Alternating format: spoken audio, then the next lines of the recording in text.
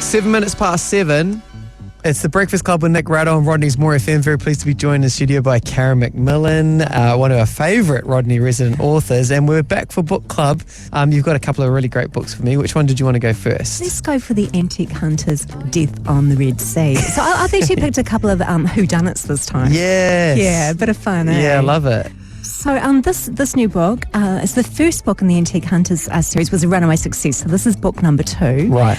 This is just as fabulous. Yeah. So you got this resourceful Freya and her flamboyant Aunt Carol. Yeah. So they're quite a duo. Yeah. So they're called on to investigate a missing painting from a maritime museum with a dead body nearby. So their sleuthing prompts them to join a glamorous antique sailing cruise on the Red Sea in Jordan. How cool is that? Yeah. So they soon found that the ship's art gallery is filled with all these stolen antiques. Yeah. So, ratcheting it up a little bit. Yes. So their chase for the missing painting turns deadly when they discover that this dangerous art trafficker, the collector, is on board.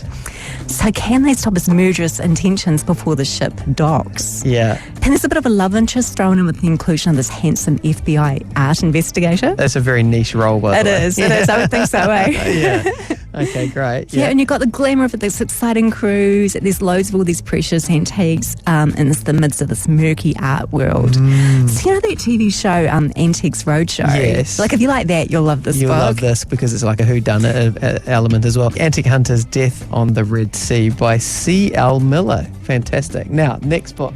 Queens of Crime by Marie Benedict. So this is such a good book. So imagine you're in London in 1930. Yeah. And you've got 5 of the greatest crime writers, a woman that is, of all time. So this club's led by Dorothy Sayers, and it's got Agatha Christie and Naomi Marsh, amongst others. Wow. So they band together to solve this real-life murder of this young British nurse who's strangled to death in a park in France. So the writers call themselves the Queens of Crime, and they resolve to solve this terrible act of violence against this young woman. So this crime has all the hallmarks of one of those locked room mysteries, from one of their own novels. And the press jump in and they're really quick to label this poor victim as a drug dealer, and they just trash her reputation. Right.